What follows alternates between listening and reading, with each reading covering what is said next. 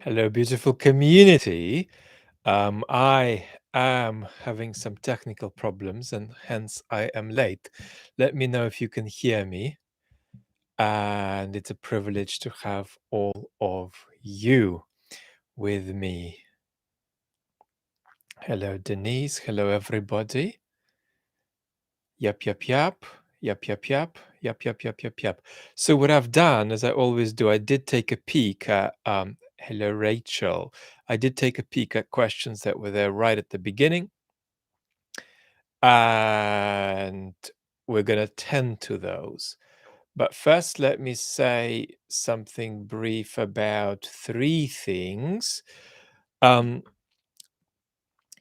of us are thinking of everybody impacted by the Kakhovka catastrophe, the Russia-caused Kakhovka catastrophe.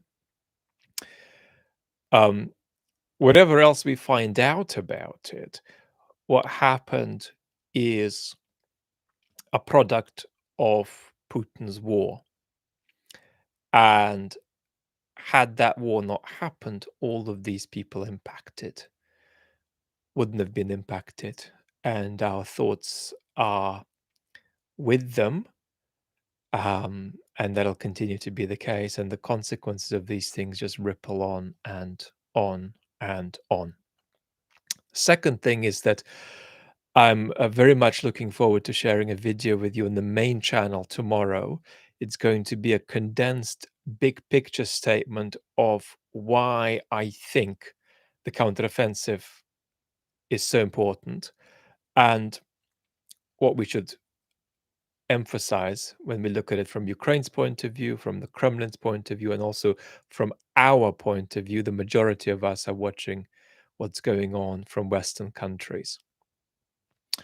And the third thing I wanted to remark upon briefly is that a few people have noticed a very minor issue that's emblematic of a potentially bigger issue. And that's that a lot of folks who are Ukraine or indeed even Russia specialists, including academics, have noticed themselves missing from Twitter search. And folks have reported that to people in our YouTube ecosystem too. Jake Bro started talking about this a few days ago. People have said I'm missing from Twitter search, for some people at least. But just before I went on, I searched a couple of academics who are experts on the conflict we're witnessing, and they were missing. I don't want to jump to any conclusions, but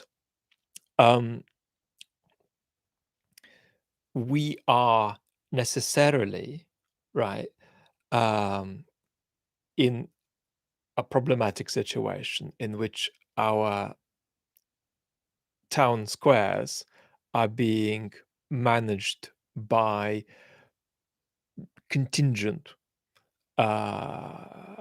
large companies who have no more legitimacy to manage these public squares than any other random company. And that's a difficult predicament because this very minor deprioritization on Twitter, if it's real, and it might not be real, is something that can and does replicate elsewhere, and it could easily happen on YouTube. Don't assume that we are here gathered together comfortably talking about Putin's invasion of Ukraine because we're in the right, and that means that the platform we're on is going to support us. The reason platforms are mostly allowing us to have the kind of conversation we're having is because we are taking a side that is conventionally recognized as appropriate. Now, it happens that that's objectively the appropriate side to take anyway, but it doesn't have to be so, right?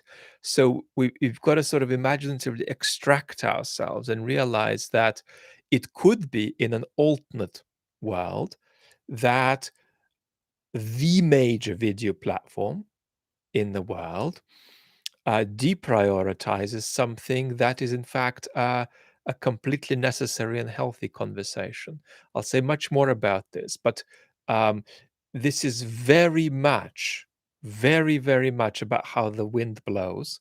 And it's a matter of fleeting contingency that, roughly speaking, the kind of conversation we're having now is okay, right? Um, I'll be saying more about that. That's, I think, a very important point to put on the table so that we really understand the kind of environment that we're in. Let me very briefly take some questions that were there before. Um, Schofield, is there anything we can hope for that might come out of this crisis that is good? Um, no, the big picture is the same. We've got to focus on what the Putin regime is trying to do and what we can do to stop it, right? Um, Modi is saying hi from Montreal. Vlad, I I'm glad I persisted in joining the community. I was somewhat perplexed at first, and I saw you as some kind of a guru, but I quickly changed my mind when I started paying attention to your incredibly precise analysis. I can't wait to hear your point of view. English is not my first language. Um, you're very welcome.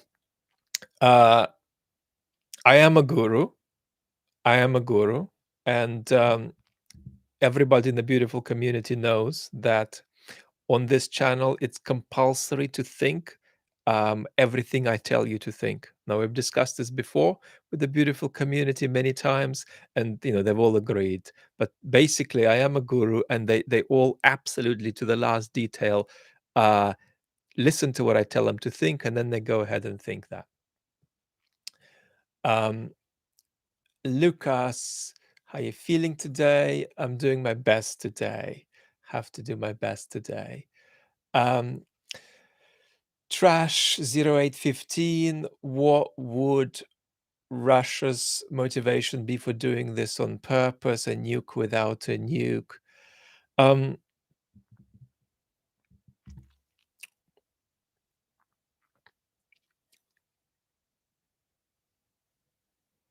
the military bit is uncompelling, right? There is not a very compelling story about the military advantage Russia gains from this. Um,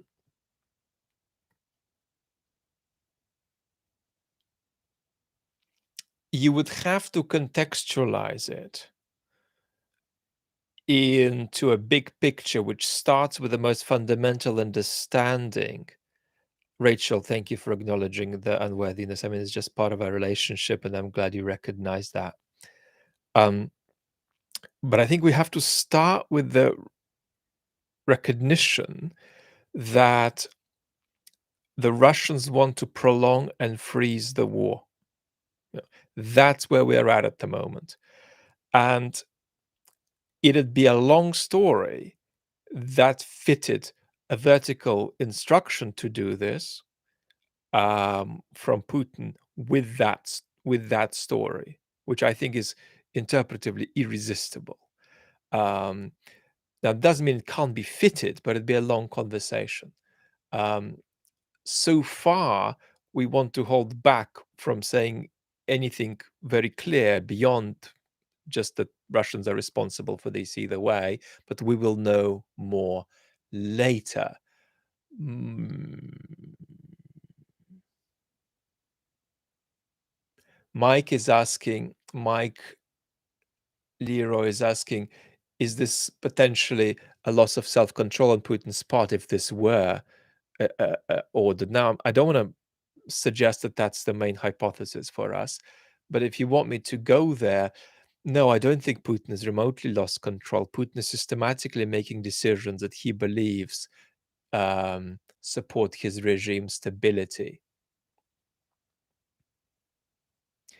Does this make it, Linda's asking, easier for Russia to cross other red lines? No.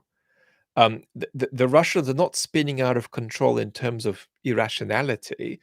They're just a little bit spinning out of control in terms of functionality and capacity. So there is this extraordinary paradox about Russia. That's the big political story we've got now, that it's a state going totalitarian, but running out of capacity, running out of functionality. Increasingly, you sort of push levers and nothing happens. So the state is partly dissolving, partly going totalitarian, and you want to watch which pattern um, gets to the finish line first. And I've missed quite a few super chats, so let's have a go at them. I will be quite specific today about what questions I take. So I'm just going to express gratitude and apologize if I don't take yours. Mark, thank you so much. No question. Lightning on Oceans. That's a lovely name. Lovely, lovely name. It's amazing to be in a storm at sea. Shadow Guy, thank you very much. Jorge, thank you so much. Mijo,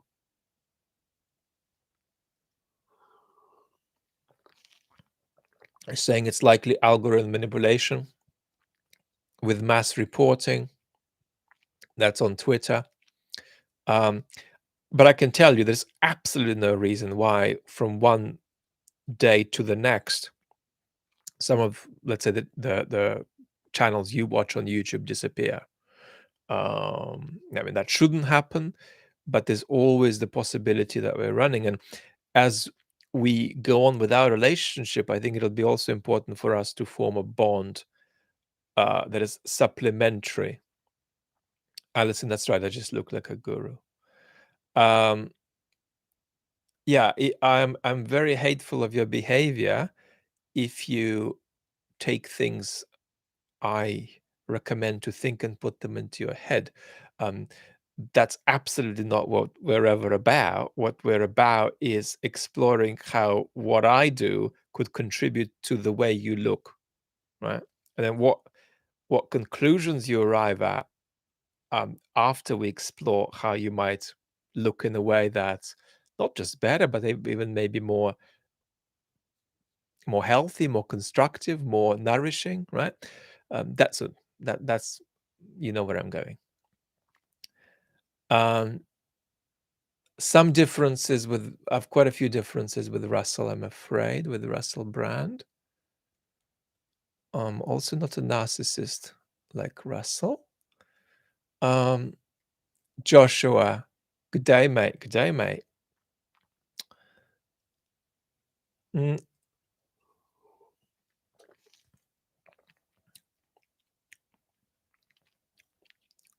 Joshua's saying, what if Russia did more?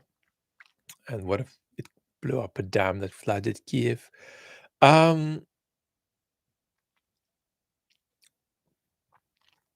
The key red line for the West is Russian use of nuclear weapons, basically. That's it. That's the key, or perhaps non-conventional weapons. That's a very key red line. And the Russians are aware of this. So they'll only go there if they are really desperate. John, Vlad, thanks for what you're doing. Much love from Switzerland. Love back.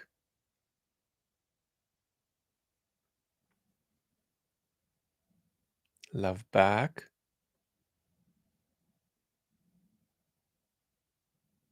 Someone. Thank you. I'd love if you could share your thoughts on how Russian propaganda can specifically target East Europeans. Do you think our politics have a lot of Russian influence?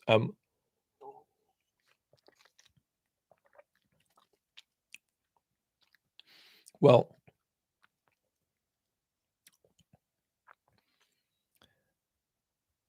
it's important that East European, there's 11 things to say here, but let me just say one. many East European countries are really struggling with the understanding that they can't have democracy without multiculturalism, right? They're really struggling with ethnic diversity, really struggling. And Putin's fake narrative of cultural conservatism can therefore be appealing to some.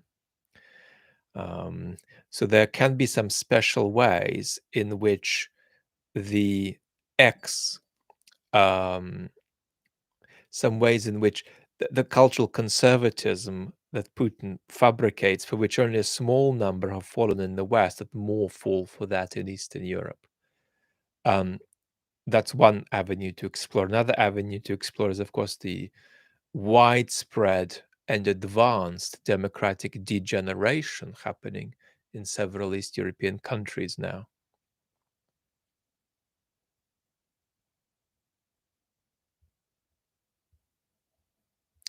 Edmuth, Vlad, do you think Putin is still in complete control?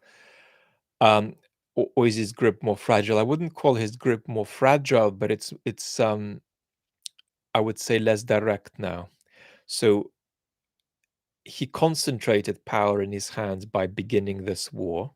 He was less powerful than most people think before the war. He was much more a referee rather than the dictator. And his position became more dictatorial, but more fragile.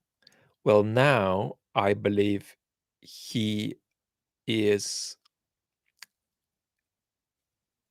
in possession of fewer direct tools to run the show. So the whole operation is becoming less controllable. But I wouldn't say that it's the image here isn't of a grip that slips.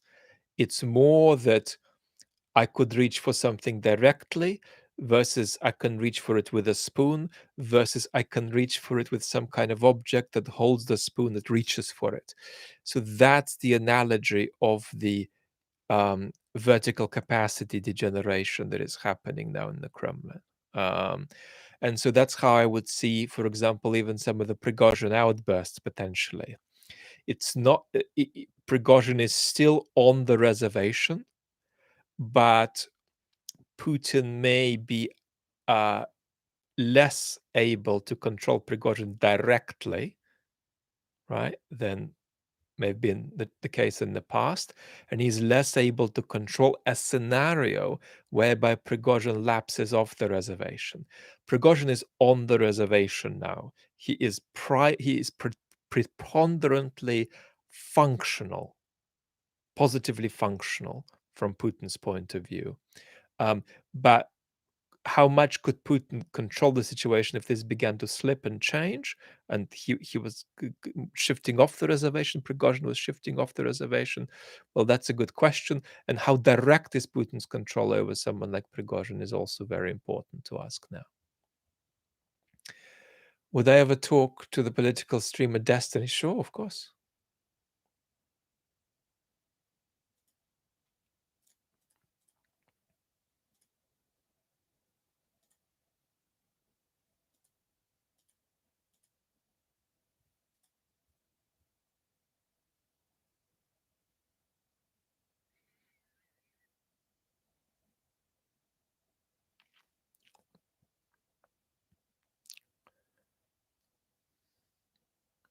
Any nuclear event would be a sort of red line for the West.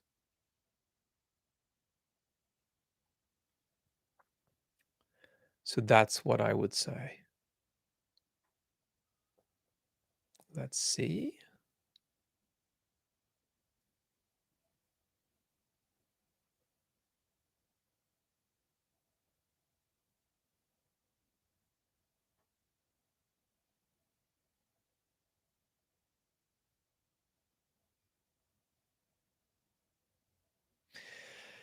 Adam is asking, what do we say about world leaders who support Ukraine who saying we don't know for certain who did it?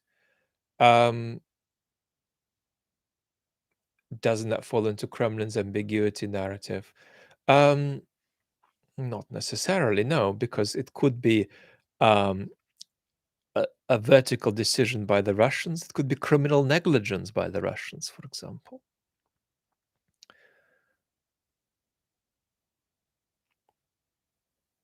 Yeah. Um, I mean, any kind of statement that says, "Well, Russians or Ukrainians could have done it." Um, we don't know who. That is not okay. Um, but having said that, um, put aside this catastrophe. If Ukraine does something bad on its own territory and lies about it, um, that would be a direct product of Russia's brutal invasion of Ukraine. Even that would actually be primarily Russia's fault. Mm, what is democracy? Democracy can be thought about in two distinct ways. One, a banal way, which is really useful. It's the most basic thought about democracy, and that's that there are counter-majoritarian institutions, there are checks and balances that work. So a democracy is when you can vote the guys in power out, when you can go to court against the government and potentially win, and when the media is not controlled by the government, and a couple of other conditions. Um, Free universities exist, for example. They're a hugely important institution. One of the things that we have to get clear about is that a society without universities is as much of a democratic independent universities, free universities, is as much of a calamity as a society without courts that work. So that's a banal definition of democracy that's very politically useful. But then there is the inevitable aspirational, purposive definition of democracy, where we're all in this together, not literally because we're in different countries, but if we were in the same country, we'd be all in this together and we'd be striving for some destination, which we're never going to reach, and which we will always interrogate. So part of the journey is to never stop exploring and evolving our sense of where it is that we're going. So that sort of telic sense of democracy is to do with the idea that we are moving somewhere while together through conflict, exploring where it is that we're going. Both senses absolutely are essential to understanding democratic life. Where is the UN? The United Nations is independent insofar as it is powerless. And insofar as it is powerful, it has some power, it is not independent of the states which constitute it. There's a very inherent structural problem there that can be reckoned with to some extent, but it's not ever going to be surpassed.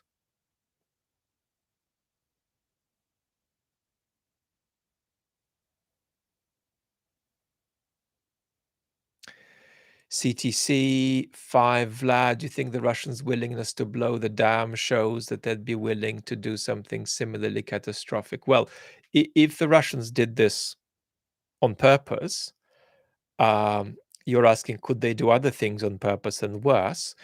And the answer is yes.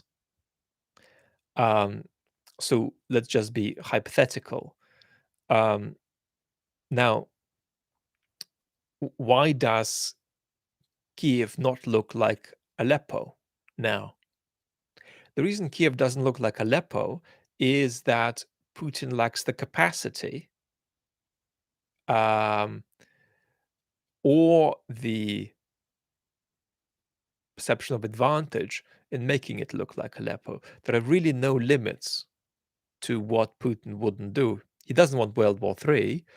Um, But I've said a few things about how he thinks about World War III and how it's different to how we think about it. But he doesn't want World War III, but he doesn't care. And interestingly, that depoliticized blob in the middle in Russia intuitively recognized that. In other words, they recognize that this calamity that's just taken place in Ukraine um, is something that, if it were part of their thinking about their regime security, the regime could have been happy to do in Russia too. And they wouldn't have cared to do much to help the people affected either. So, if your question is about whether Mr. Putin cares about a few thousand lives here and there, it's irrelevant to him, completely irrelevant to him.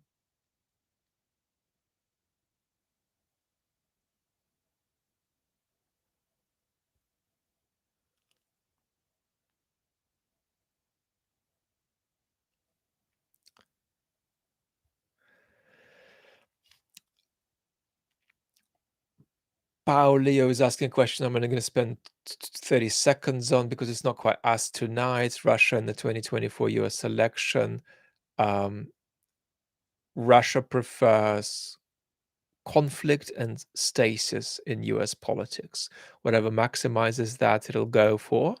So, they would probably prefer, on the Republican side, Trump to DeSantis, and DeSantis to, let's name completely unrealistic candidate, Chris Christie. Yeah. So they have their preferences. Their preferences is obviously not for Biden to stay for a second term. Putin speaks, Bobby, he speaks poor English. Rachel, Cornell West and the presidential run. Rachel, I'm going to be brief.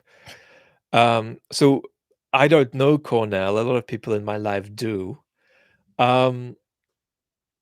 He's got to drop out early. And the key thing for Cornell here is that he does not prioritize expressive politics over effective politics. Because if his run in any way helps, let us say, Trump, that would be a failure to engage in effective politics. So we need to see how he handles it. I'm not impressed so far. But Cornell has got amazing qualities, and he has actually, despite the way he speaks in public, he has a profoundly deep understanding of a lot of the greatest philosophical texts. He's very intellectually serious. When he wants to be. So skepticism, but in the end, it'll be about whether he does expressive politics or whether he is effective, and that means jumping out of the ring when there's a risk that he'll be diverting votes. But we can talk about it much more later, I'm sure.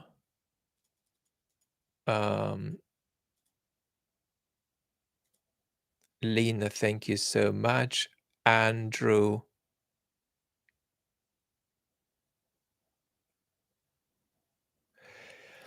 Might the Kakhovka dam collapse be Putin testing the West's tolerance for ecological attacks?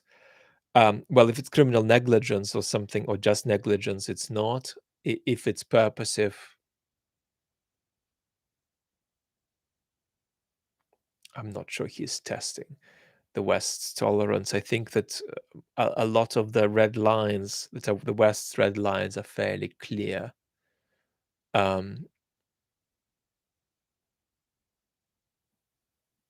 But any kind of intentionally induced nuclear incident is going to be a very serious problem for Western capitals.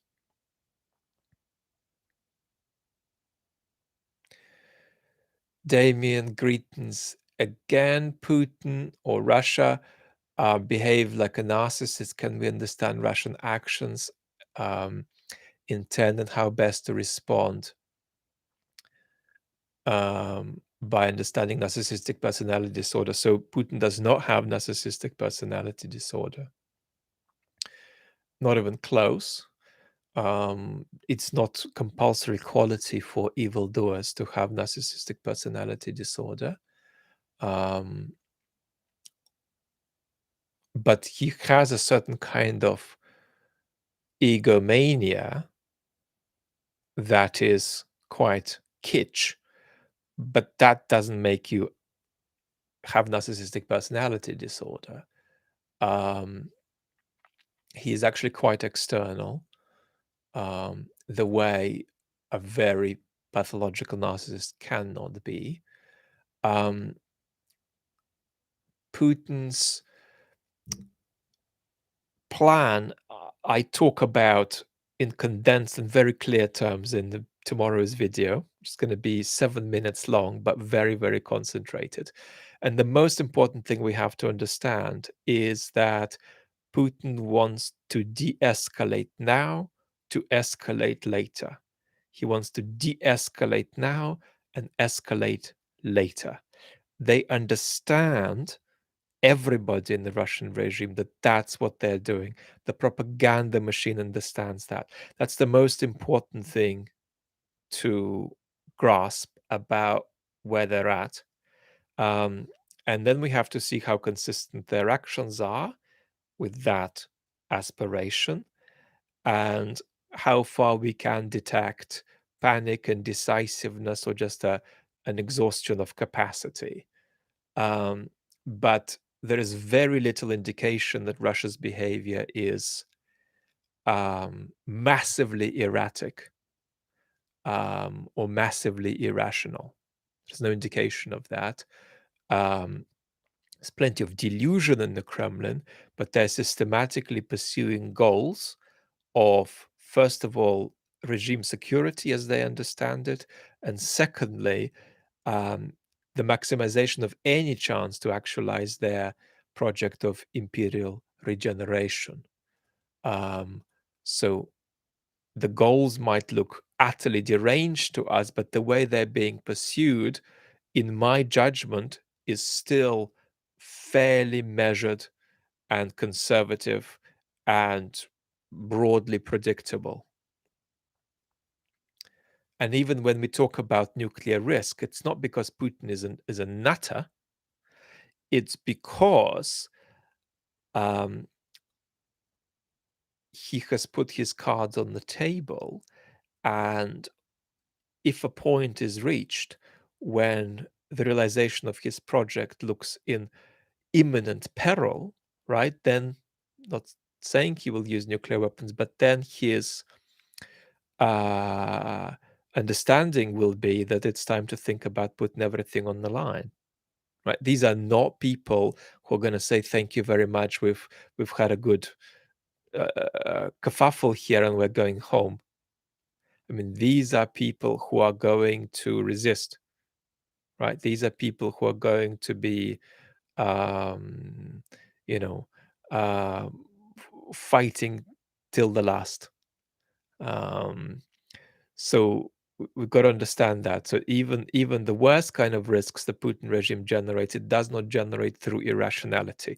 It generates through fairly rationally transparent pursuits of its quite deranged goals.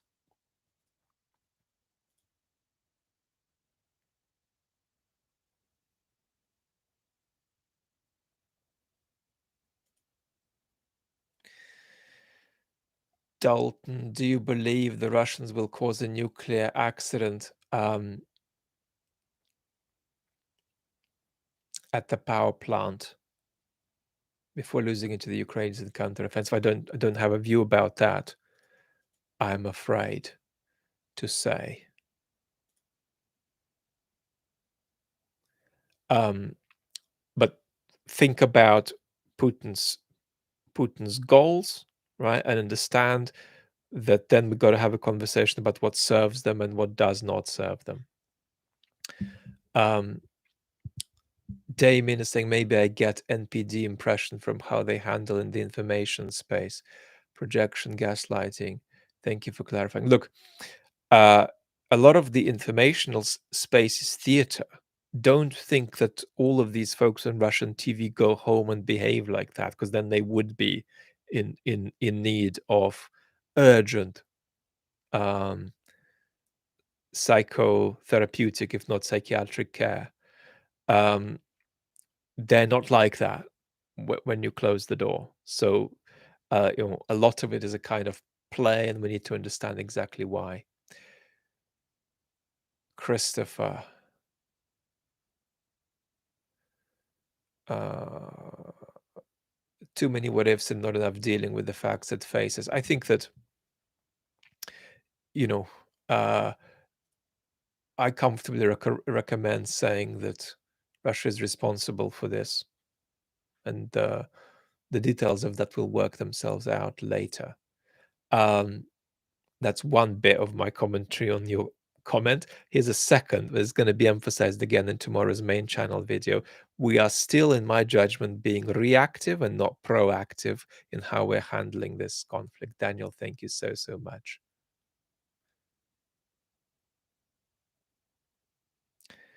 Franklin, logistically, Russia should want the water level low behind the dam to widen the river stream. When Russia reversed course and built up the water, it was clear they were trying to maximize the flood. I'm not gonna add to that negatively or positively, because I'm gonna withhold from talking about that kind of detail. Randy, thank you, Randy, why is Putin moving nukes to Belarus instead of Kaliningrad? I can't comment on any military significance here.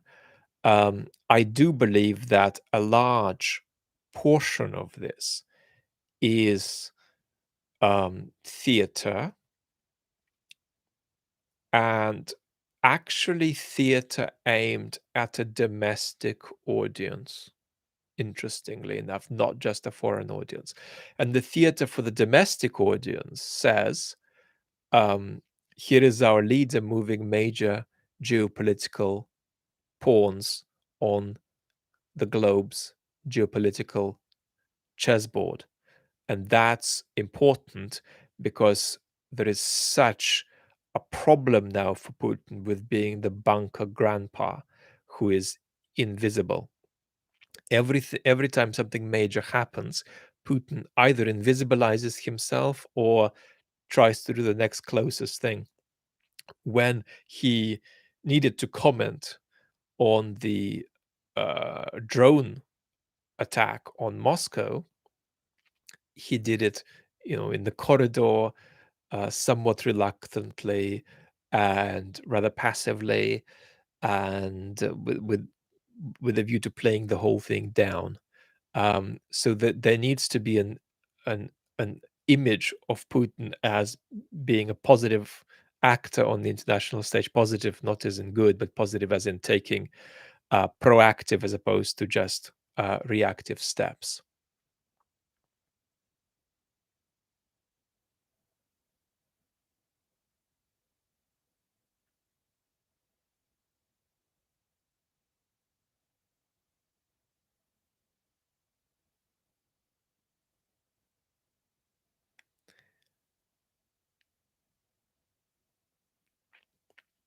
Let's have a look.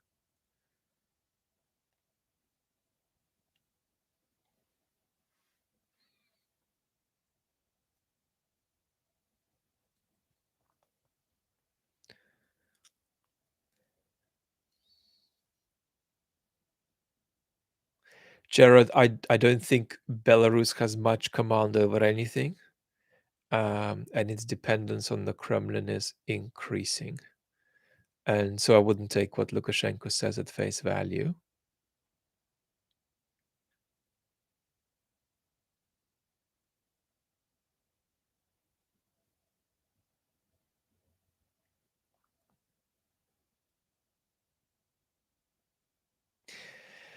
HDID Tricky is talking about a, a, a left right or a far left, far left, far left, far right alliance in Western politics, presumably vis a vis the Ukraine war.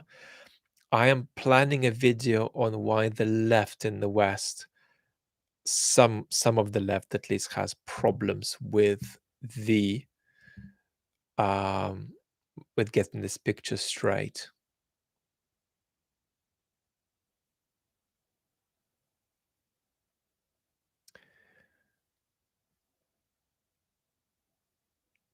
Thomas, will Russia try to integrate Belarus further?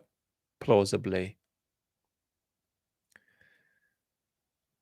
Paul Hackett is asking, do you think Putin is personally a coward?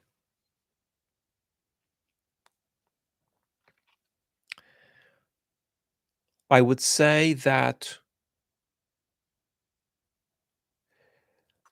if your suggestion is that he is a coward in the sense that when push comes to shove, he will not escalate to the ultimate level, my answer to that is that it's not courage that will get him through that potentially, but fanaticism. It's fanaticism, not courage, that makes Putin dangerous.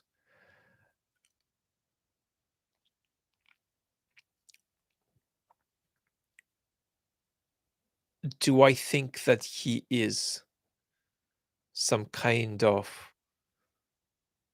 paradigm KGB guy? No, I don't. I don't think so. I think he's closer to being a kind of paper pusher, with a somewhat criminal mindset, and enormously talented, of course, enormously formidable. Mm, I think the hiding that's happened recently, I mean, not just since the war, but during the first couple of years of the pandemic too, has been probably about some underlying health issue that's not likely to be life-threatening, but um, makes him at higher risk. So I'm not sure where you're going with this, but I think one interesting thought is that um, I would not advise you to buy into the idea that's often floating about that um, Putin would not ultimately escalate because he is sitting 700 meters from his own, um, members of his own Security Council. So this is not a guy who's going to do nuclear war, as this is a guy who travels with doctors and sits 7 trillion kilometers away from everybody else. I'm not impressed by the logic of that. I think that this is a guy with a fanatical mindset now, who is also terrified of getting um, uh, an exacerbation of an underlying health condition.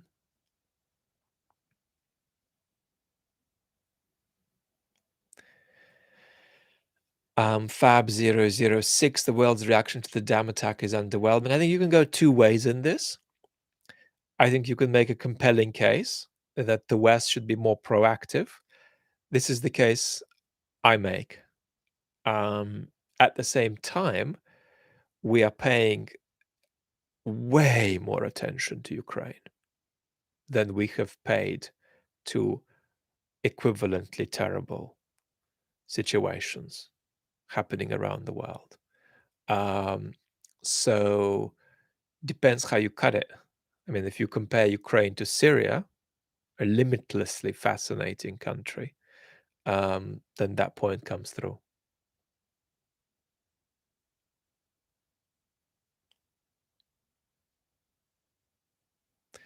Jake is asking if I think the use of nuclear weapons is inevitable, given that neither side will back off. No, I don't think it's inevitable, and I don't think it's likely. But I think it's a serious conversation. In other words, I'm not somebody who's happy to take it off the table. John, I'm concerned about my Russian friends who support Navalny quietly but decided to stay. Should I accept their choice or persist in raising awareness about the looming issues? Decided to stay in Russia, you mean? Um, you can't say anything general about a thing like this. Imagine that, we end up living in some kind of totalitarian society that is prosecuting a dreadful war and is itself sort of um, tumbling into oblivion and is kind of at war with you if you begin to openly criticize its policies. Should you stay? Should you leave? I think that it's not possible to answer that question, but here are a couple of thoughts.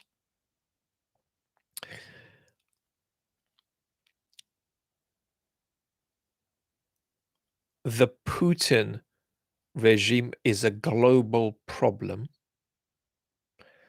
You can't simply run away from it by leaving Russia, because I actually think the Putin regime poses a threat not just to Ukraine and Russia and perhaps neighboring countries, but to us all over the world.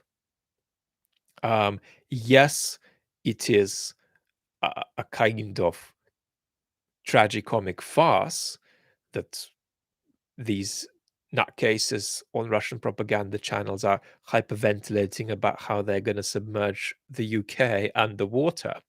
But the point is, we have a nuclear power generating that kind of rhetoric that also then has a plan to build itself up toward a bigger confrontation with the West than what we've seen so far.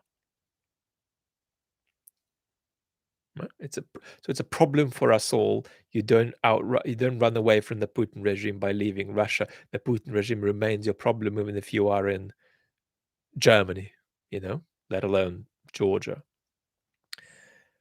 And the second thought is,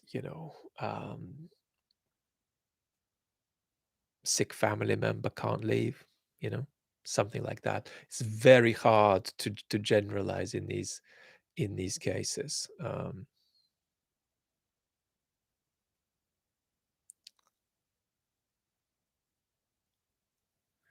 Let's have a look.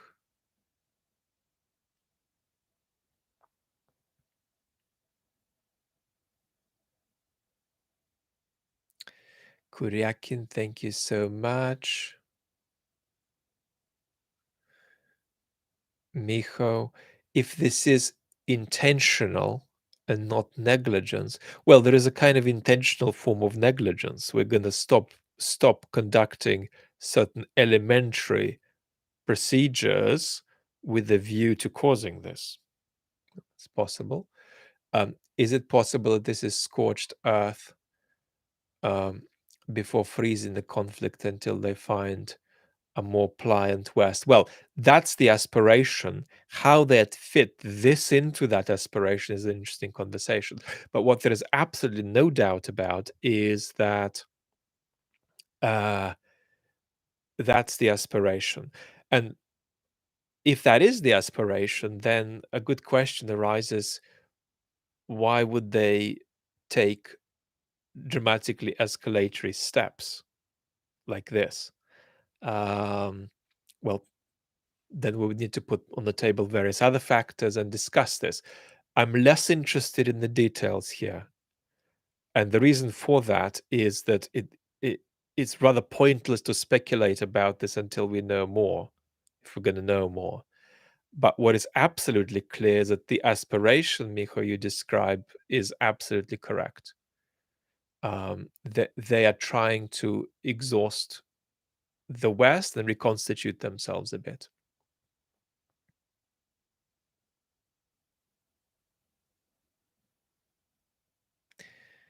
I do think that this does consolidate the West further, though, what we've just witnessed, um, which is not that which favors Ukraine.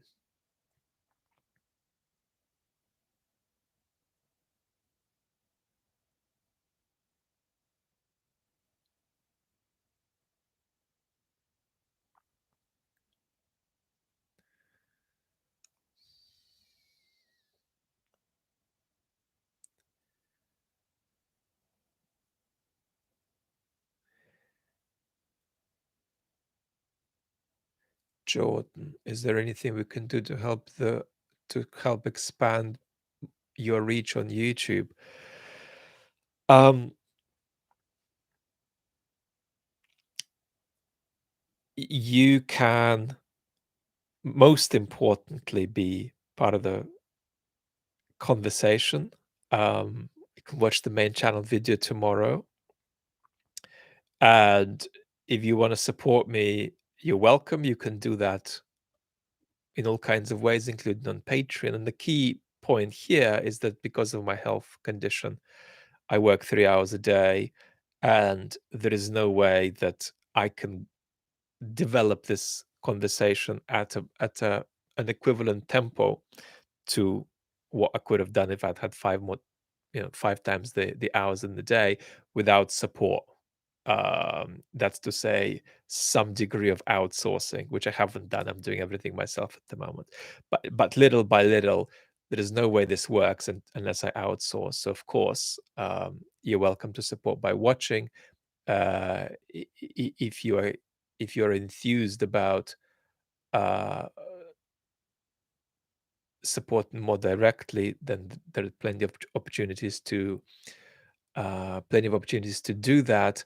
And this is a conversation for life, for for all of us, in the sense that I'm going to be doing this until I die.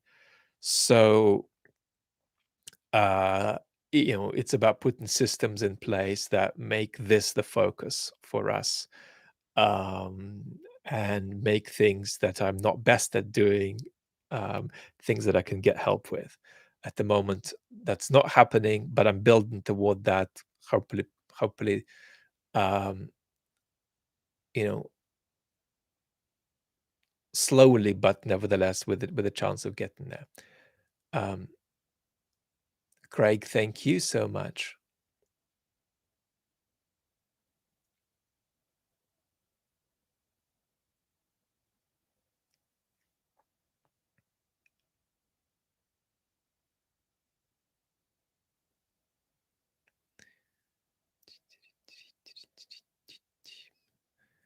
Let's see where we are.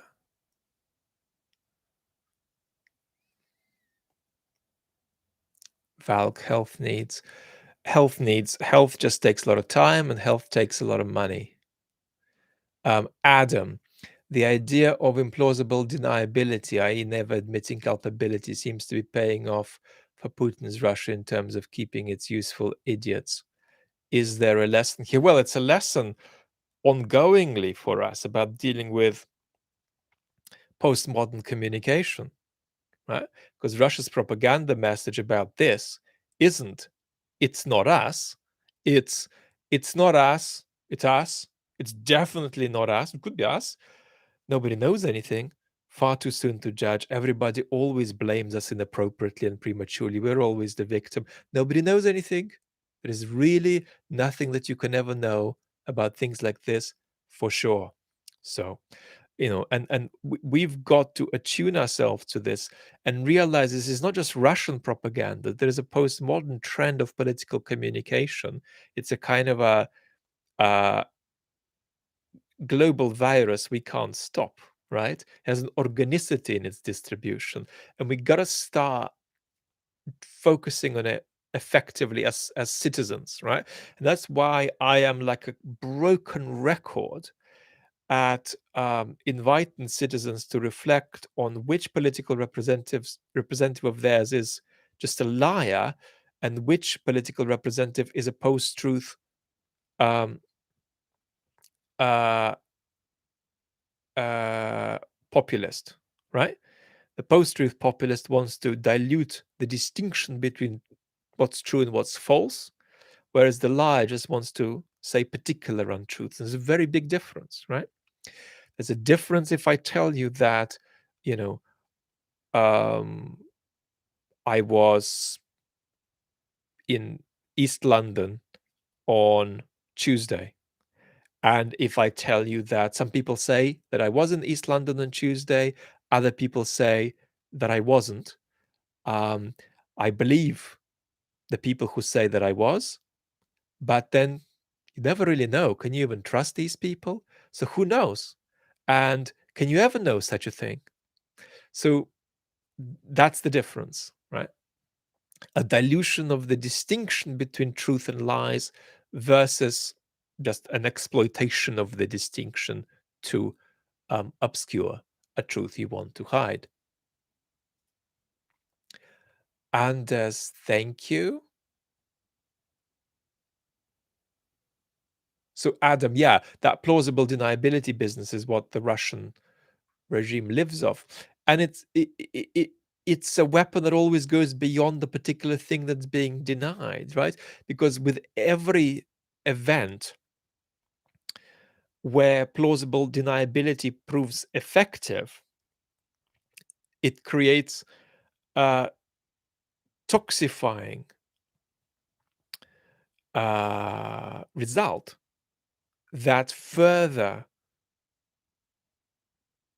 toxifies, right? Um, Part of the audience's relationship with healthily trying to go about getting the world right.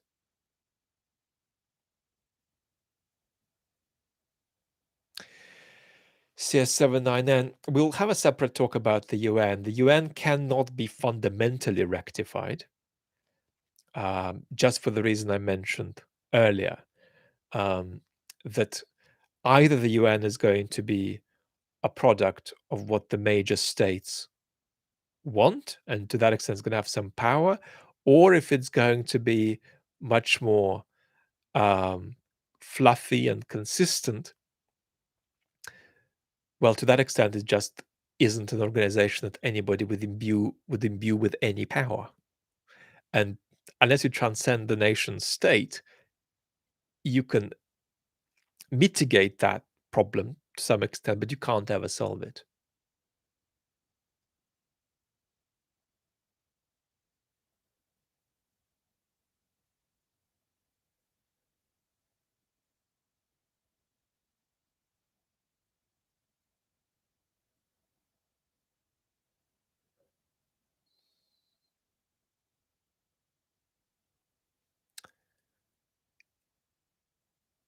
Eli, I've promised to say a few words, maybe separately, about the Balkans, because I've got a few questions about it.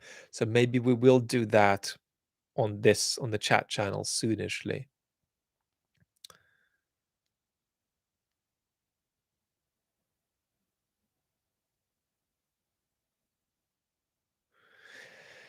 Joshua, how does one combat the bullcrap approach to information propaganda employed by Russia and aligned groups in the rest of the world?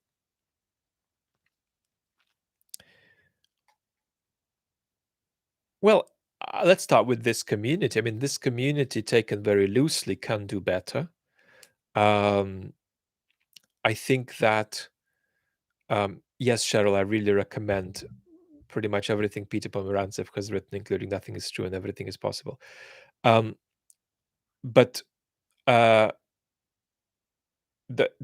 key thing we have to understand is intent behind a message. What is its functionality? So there are a lot of people, a lot of pro-Ukraine people, who treat semi-Kremlin controlled Telegram channels as though they were delivering not manipulations of the information environment, but news events that can just be rebroadcast. So, it's important to get underneath what is going on. I mean, Margot Simonyan, the propagandist, has recently said that may be good to put a wrapper on the war. And you can't just jump on that. You need to understand, what is she doing?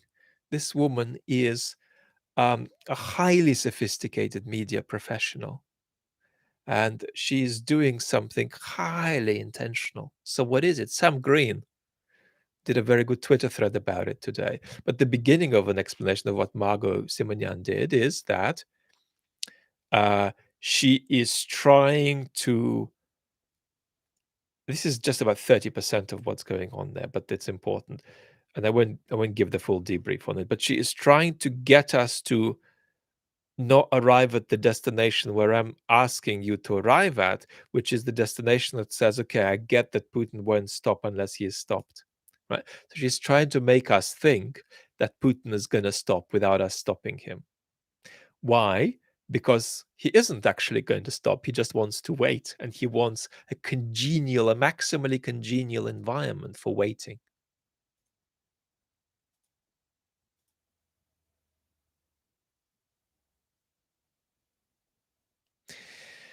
Rachel, Simonyan is truly evil. I think that Simonyan has more sincerity than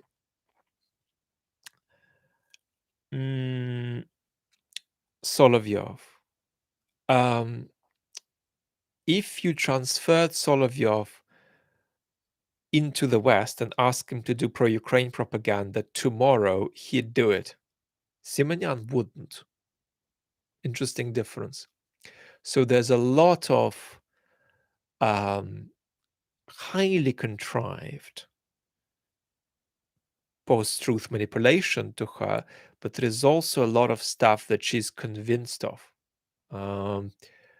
more so than others.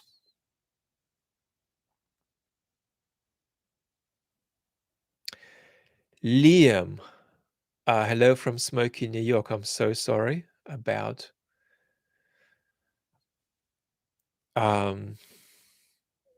the smoky situation, which is actually a tragedy we don't talk about enough. Anyway, can you define a populist? I was a political science student. I still struggle with this. Is Putin a populist? Well, Putin certainly has populist elements. Now, you can't define a populist because it's an historically contingent political category that helps us make sense of our world. So if somebody wants to give you an analytically transparent definition of a populist, you can't go there. Let me give you a very important part of what must be inside that bucket. But it's nowhere near a sufficient part. It's just one of the elements that we're going to find in that bucket. And there's a video on that on the main channel, something populist language, populist discourse, something like that. It was done, I think, before I was regularly sharing videos, but it's just behind the videos that I made since the war began. So one feature is that populists buy out of the idea that the liberal state must justify itself to itself in general terms, right? Which means that there is always a big gap between private discourse, private sentiment, and public discourse, right? And sometimes the gap is really big, sometimes the gap is smaller. But the way we talk at the kitchen table about something is not the way a state talks about it.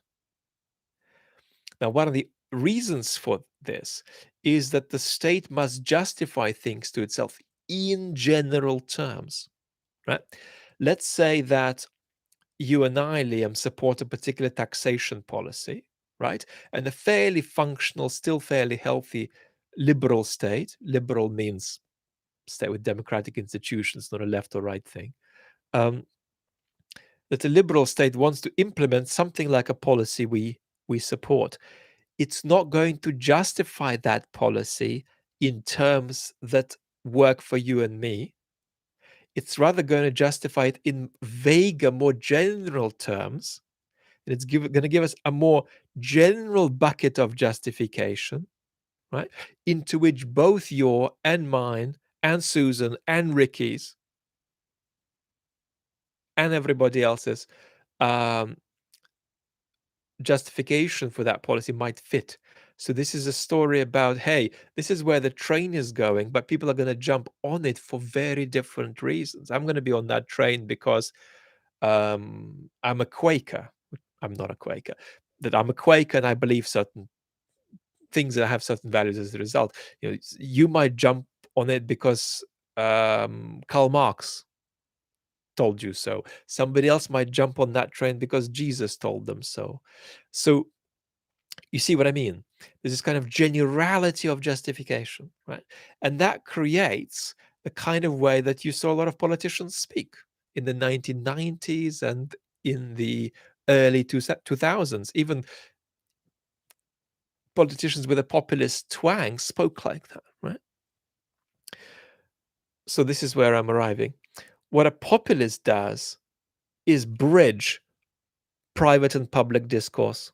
That political conversation begins to sound like dinner table conversation,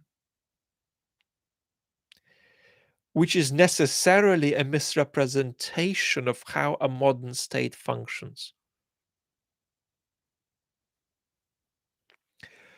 But is it always unhealthy?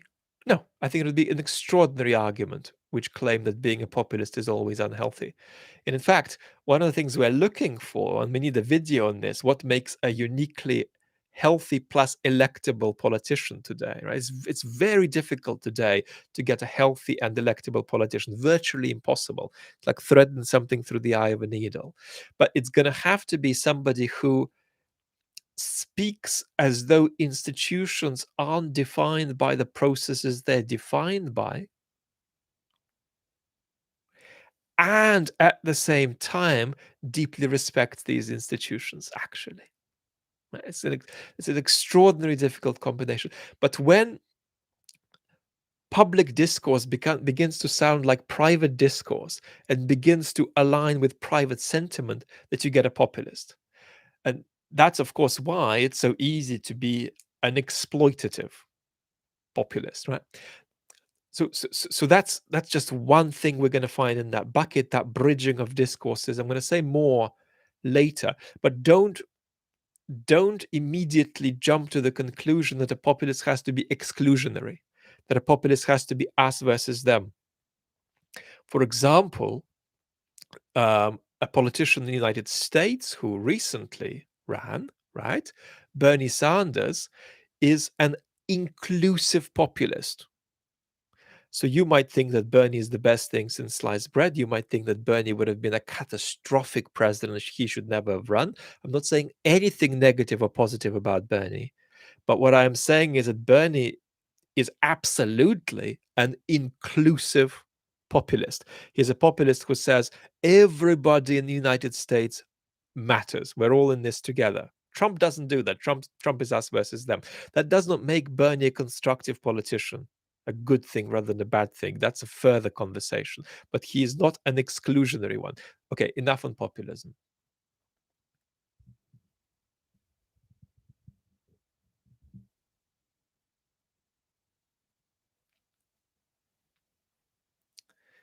But there's going to be sort of 7 other things in that bucket. So don't let me get away with the suggestion that I've sort of filled up what's in the bucket.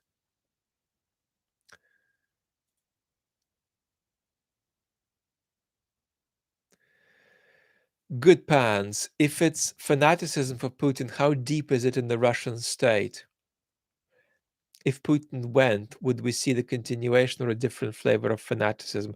I do think that if Putin went, there would be enormous pressure on anybody, even a Prigozhin, to finish the war, or at least to begin wrapping up the war.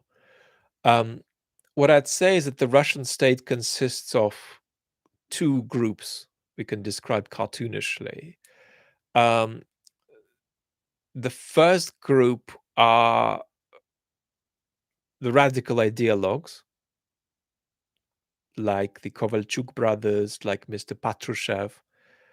And then the other bunch, including, for instance, folks who run the economy, the mayor of Moscow, they are folks who want to survive in power, or in some cases to survive, um, while absolutely disliking what Putin is doing. I mean, they're completely responsible for it. They're part of the regime that is engaged in what it's engaging in. Um, but they would be thinking privately that what's happening is a disaster. Um, and so these groups, the second group, are the bunch who are keeping the show on the road. If you unplugged them and you just were left with Mr. Patrushev and a few others like that, the state would run aground very, very quickly.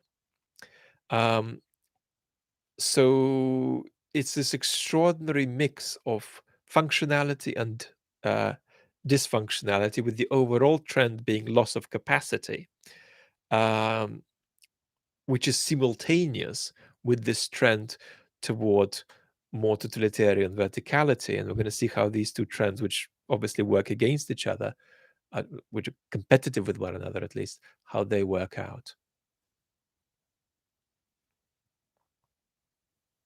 Even if populism is a bad thing, one last comment, it's to some extent necessary today, unfortunately. In many countries, you're unelectable without a dose of populism. So this is a problem.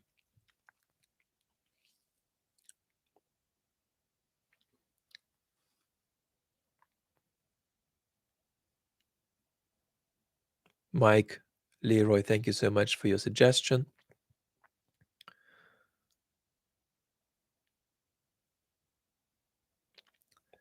So, going to go 8 more minutes till the 90-minute mark.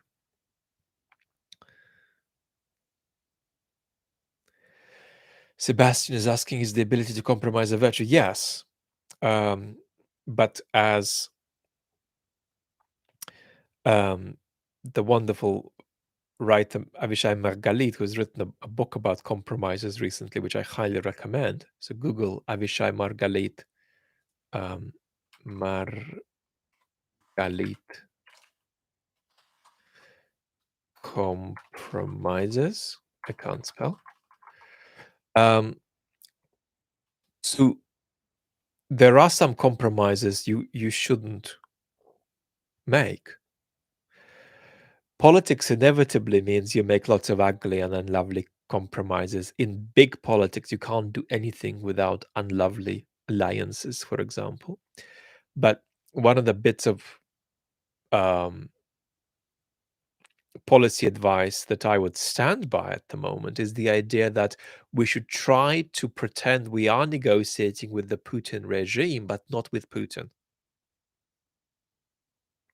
Or rather, you could put it by saying we should try to pretend that we're negotiating, as it were, against the Putin regime with some members of the Putin regime who are not Putin.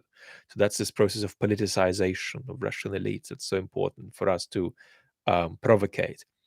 But I don't think we should negotiate with Putin. We should talk to Putin, but we shouldn't negotiate with Putin. And insofar as it is still thought some of the time in some Western capitals that maybe Mr. Putin will put an end to this and maybe we can work something out with him, I think that's a mistake. I think we shouldn't negotiate with Mr. Putin. So here's an example of where you don't compromise.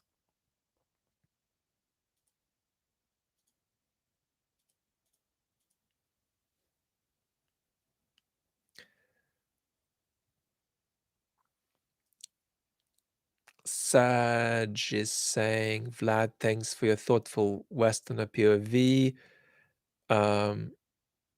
Any chance Putin could lose agency? Putin is losing agency. He's still by far the most powerful man in the Russian state, but he's losing agency. I mean, he will be less powerful 6 months from now than he is today. He will have less leverage. More stuff he pulls will yield uh, insufficient result relative to his hope. I mean, levers of state apparatus. So he is losing agency, but that does not mean that Russia is going to break into, uh, uh, you know, anarchy and chaos anytime soon. the regime is relatively stable for now.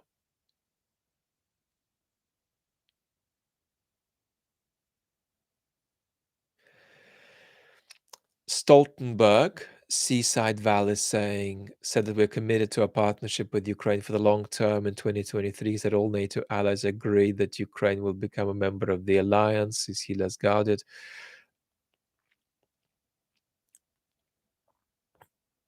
Let me put it like this. I think that we need to be more rapid, and I say this sort of emphatically in tomorrow's video, with giving Ukraine security guarantees that are real. Um, One of the things Ukrainians are really struggling with at the moment is, okay, you're supporting us, you're paying, providing the weapons, we're doing the fighting. Where are you taking us, inviting us next? Like, what is next for us? What kind of a thing are you suggesting that is, next for us after this? Depending on what outcome perhaps takes place. But what is next for us? Can you make that more clear? Um, Ukraine feels tremendous insecurity, not just about its role as a proxy, and I call it a proxy, right? It's a neutral description for me, but I do think that the United States is engaged in an imperial proxy war in Ukraine, which I support. Um, but it's very profoundly unsettling to be in an existential fight for your country, for your culture, while being dependent on big global actors who are in turn dependent on many different factors, including the currents of their own democracies. So that's very insecurity inducing for Ukraine. But then over and above that, it's very insecurity inducing for Ukraine that the world's not clear with it where it's going next. What are we going to be? You know, um, so it's important for us to be more clear and more rapid in how we have these conversations, and it is an effective um, check on the Kremlin that we're clear about where we stand in the medium and longer term with Ukraine.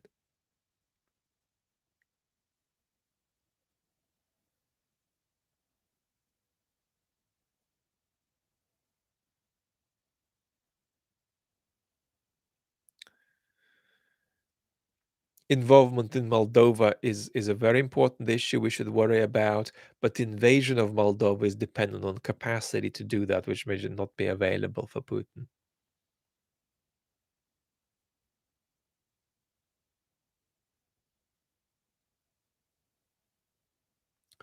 The folks who, yeah, the folks, Cantiluna, the folks who are running Russia's economy, on the whole, don't at all like this war. But the problem is that they're responsible for it, and I think they're not just responsible. I think they're guilty.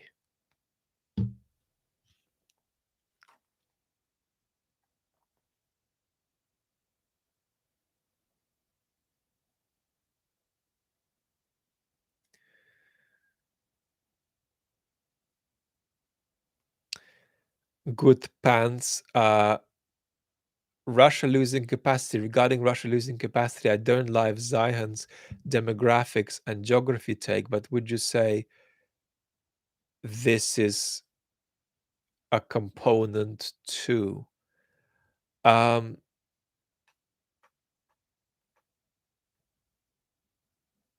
if you're asking me, is it in the minds of the people who started the war that it's a war that they needed to start for demographic reasons? The answer to that is no. Um, and an interesting question for Peter is, does Peter need that to be true? And my suggestion is that Peter probably does need that to be true for his argument to go all the way through. Hello, dearest Vanessa. I don't remember if I know I did answer your DM, I think. Um, I'm grateful for you being here. Really, really very grateful. Um,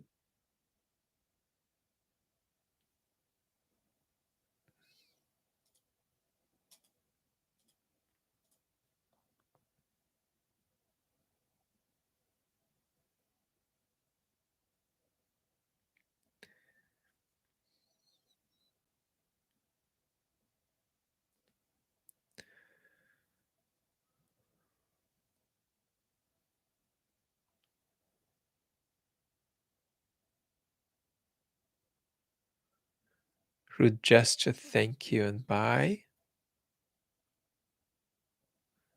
Ulrich, sorry, I see you. Uh, I don't review the chat later, but I do notice questions left under the video, sometimes health allowing though. Um, so, and I also recommend if I've missed a super chat from somebody that um, you can just write in capital super chat and put that comment underneath the video. And eventually I'm going to see it.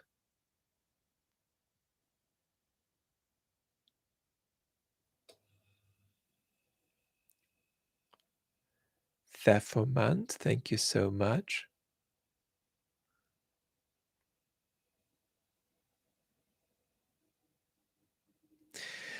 Joseph, no, Russia is not more likely to cede Crimea now than before, uh, in the sense that I think your question implies, which is, are they more open to it? I think they're more likely to be forced to cede Crimea now than ever before, but they would be forced, not necessarily by Ukraine invading Crimea, but perhaps by Ukraine isolating Crimea and demonstrating the capacity to invade Crimea. If that ever took place, then this is the situation we'd be facing. And that situation is certainly, you know, not implausible. And it's absolutely, as I'll try to articulate tomorrow on the main channel, it's Ukraine's theory of victory. Ukraine's theory of victory is very ambitious, and it goes through the isolation of Crimea, through making the loss of Crimea seem imminent to the Putin regime, and thereby causing the destabilization of the Putin regime. That is roughly Ukraine's theory of victory. Um, Fly Mo Chairman, good night.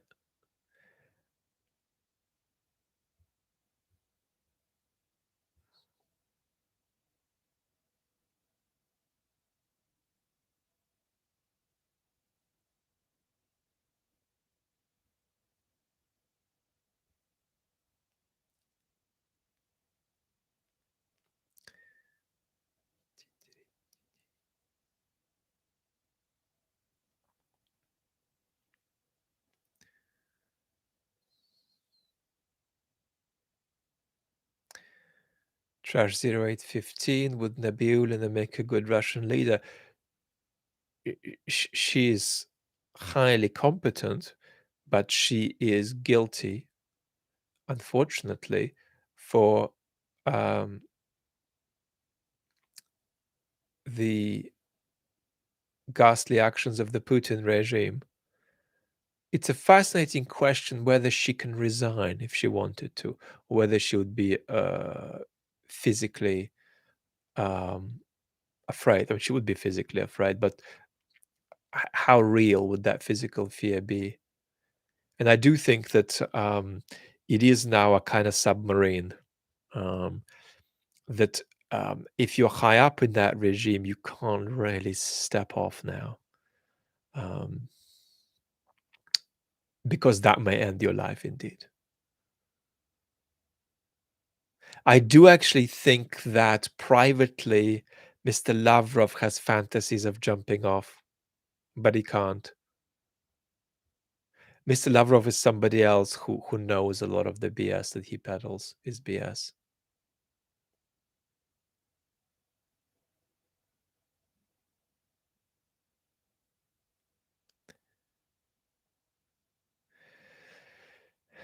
Yarovitic, you often say Putin's regime will implode, self-immolate. What's the most plausible scenario of such an implosion? Um, there isn't one. There are several scenarios. Some of them are better, some of them are worse, some of them are really very good, and some of them are disastrous.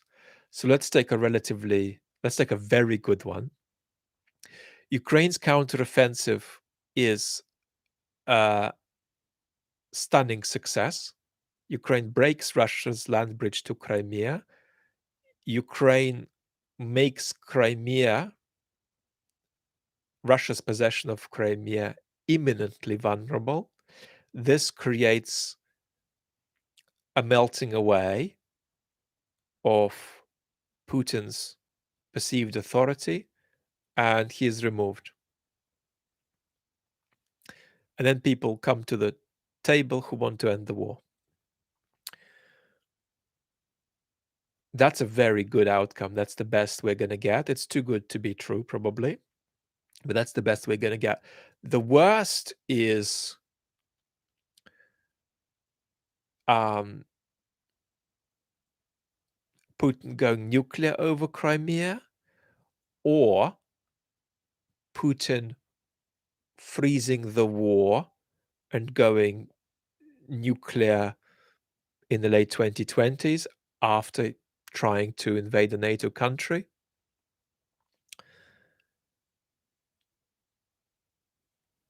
Or some other scenario that leads to nuclear escalation. So these are the worst scenarios, which I don't want to say are likely. What I would say is it's important to emphasize the degree of uncertainty that the best military experts are demonstrating now. So on the one hand, the preponderance of opinion among Western military experts seems to be that Ukraine would dramatically exceed expectations if it broke Russia's land bridge to Crimea. On the other hand, they're expressing a very considerable degree of uncertainty about their judgment, and also pointing out that Ukraine has consistently exceeded expectations and Russia has consistently underperformed expectations. But if Ukraine does not overperform expectations, we're looking at a frozen war for a long time. And during that freeze, Mr. Putin will try to de-isolate Russia economically and politically, militarize the economy further, and reconstitute the military within the limitations that he'll be working under, and try another big escalation against NATO, which is what this was.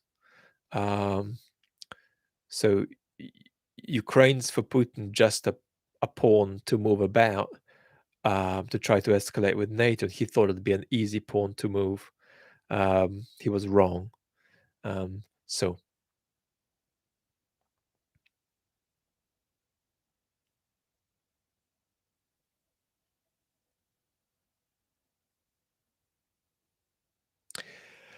Torsten's talking about the freeze. Well, I talk about the freeze a bit tomorrow. I think it's very important for us to do much more post-counteroffensive thinking now than what we're doing.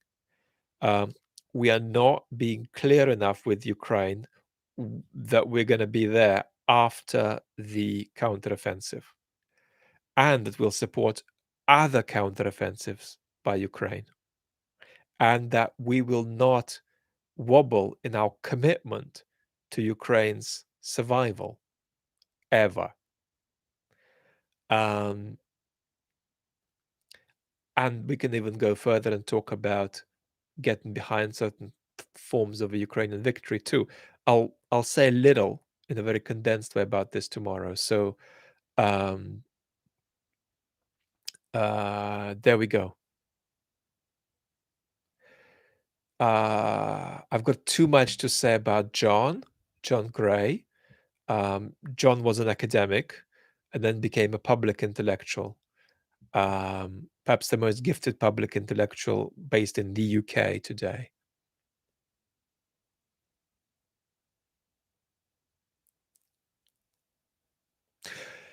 Dan, we will not wobble in our commitment to Ukraine's survival in the short to medium term, at least.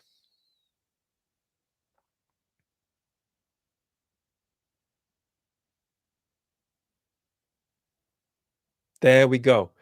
Everybody, see you about 6 p.m. Um, good pants. Everything by Vishai Margalit is great to read. The Decent Society is a very beautiful and moving book. It's both it's both wise and playful and original and um, very smart and sharp, and sort of sharpness and wisdom are rare combinations. Um, Lots and lots of love, everybody. 6 p.m. UK time, roughly, is going to be a video on the main channel tomorrow, which I'm very excited to share with all of you. It's a pleasure to have been with you, and all our thoughts are with people whose lives have been upturned by the Russia caused Kakhovka calamity. Lots of love and see you tomorrow.